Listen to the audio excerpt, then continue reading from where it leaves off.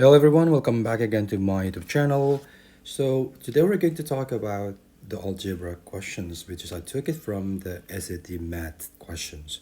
And before that, let's try to subscribe and comment, share for this YouTube channel so to make it even bigger and more various contents will be delivered. Okay, let's see for the first one.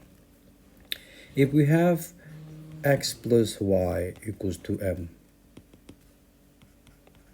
and then x minus y equals to 1 out of m. So just apply that. We can solve it by applying x plus y, x minus y equals to m, 1 out of m. Don't forget that reverse to a plus b, a minus b in algebra, which is a square minus b square.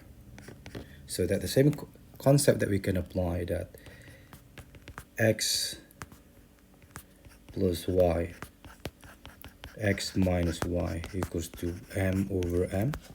So this is can be cancelled, then equals to 1, and turns into x squared minus y squared equals to 1.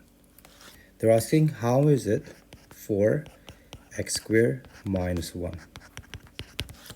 Then we can see that this can be converted into x squared minus y squared equals to 1.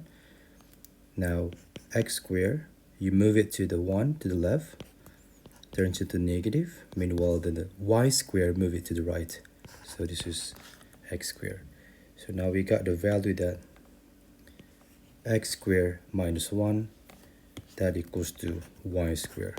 So the answer is A. Okay.